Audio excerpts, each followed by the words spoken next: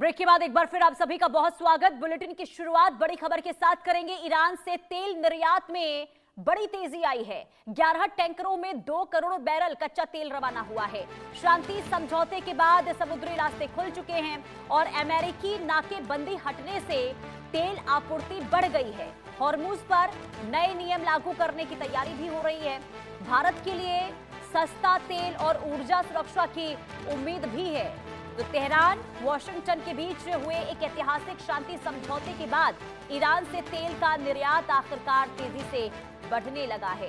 Bloomberg की ओर से जो रिपोर्ट जारी की गई है जिसमें कहा गया है कि शिपिंग आंकड़ों के अनुसार ईरान के 11 टैंकरों का एक बड़ा बेड़ा ओमान की खाड़ी के बंदरगाह से 2 करोड़ बैरल कच्चा तेल लेकर रवाना हुआ है।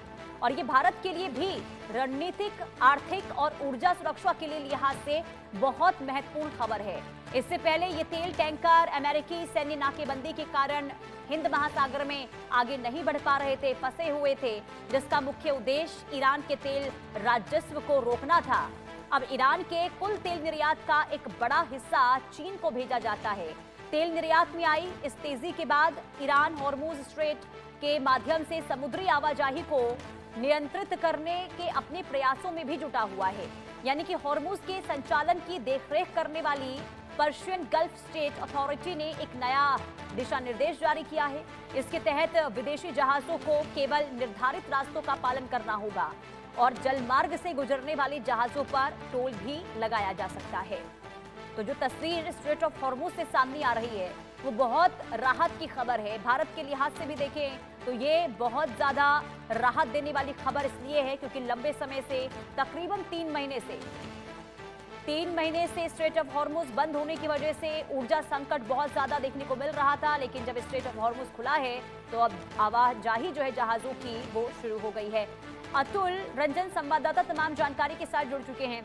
अतुल, बहुत राहत की खबर स्ट्रेट ऑफ हॉर्मुज के खुल जाने के बाद, और अब बड़े पैमाने पर जो जहाज हैं वो रवाना हो रहे हैं अलग अलग देशों के लिए। लेकिन ये बताइए, भारत के कितने जहाज थे जो स्ट्रेट ऑफ हॉर्मुज में फंसे हुए थे और क्या सभी की रवानगी वहां से हो गई है?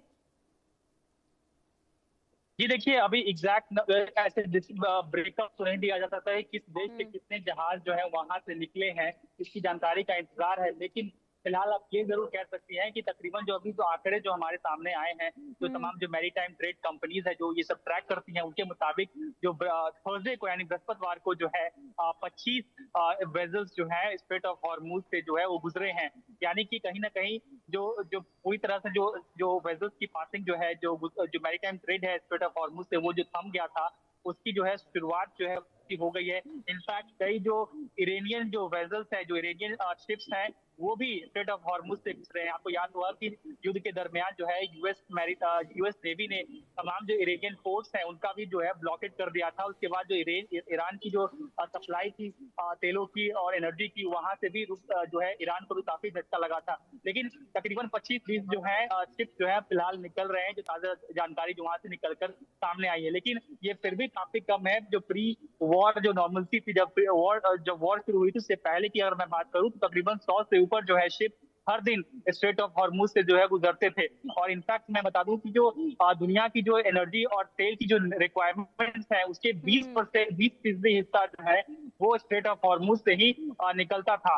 तो ऐसे तो इस नजरिए से अगर आप देखें तो फिलहाल जो है कहीं ना कहीं आप कह सकते हैं कि 25% तक की जो है एक तरह से सामान्य जो स्थिति है वो स्ट्रेट ऑफ हॉर्मुज में बहाल हुई है। अभी 75% और का जो फासला है वो स्ट्रेट ऑफ हॉर्मुज को तय करना है।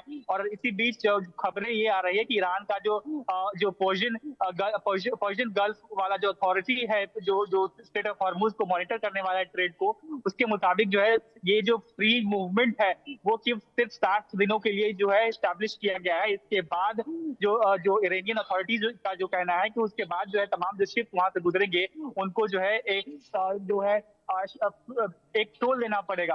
और लेकिन फिलहाल आप देखिए कि लेकिन एक कुछ चीजें जो है जो पैसिफिक जो पर्शियन गल्फ अथॉरिटी की तरफ से जो इम्प्लीमेंट कर दिया गया है, मैं बता दूं आपको कि 48 घंटे पहले जो तमाम जो शिप जिन्हें भी गुजरना है उनको परमिशन लेनी होती है, नंबर 1। नंबर 2, जो तमाम जो रिक्वायरमेंट्स हैं, जो जो शिप की डिटेल्स वगैरह है कि शिप कहाँ जा रही है, शिप में क्या है, शिप के ऑपरेटर कौन है, शिप के संपर्क सूत्र कौन है, तमाम की जानकारी जो है 48 घंटे पहले देना होता है। उसके बाद ही परमिशन जब ईरान की तरफ से दिया जाता है, उसके बाद ही शिप जो है गुजर रहे थे। ये भी एक वजह है कि सिर्फ एक दिन में 25 शिप से क्यों गुजर रहे हैं, जब पूरी तरह से स्ट्रेट ऑफ हॉर्मुज को खोल दिया गया है।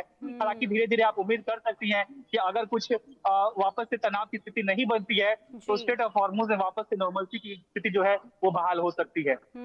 बिल्कुल। और देखिए, लगभग सभी देश में ऊर्जा संकट का जो दौर है वो शुरू हो गया था। ऐसे में अतुल, ये सुनिश्चित करना बहुत ज्यादा जरूरी हो जाता है कि जितने भी जहाज वहां पर फंसे हुए हैं वो सुचारू रूप से वहां से निकलें, ताकि जिन देशों में स्थिति खराब होती हुई नजर आ रही थी कच्चे तेल को लेकर, वहां पर हालात पहले के मुकाबले जो है वो सुधरते हुए जरूर नजर आएंगे। अतुल, आप बने रहिए, आपके पास वापस लौटूंगी।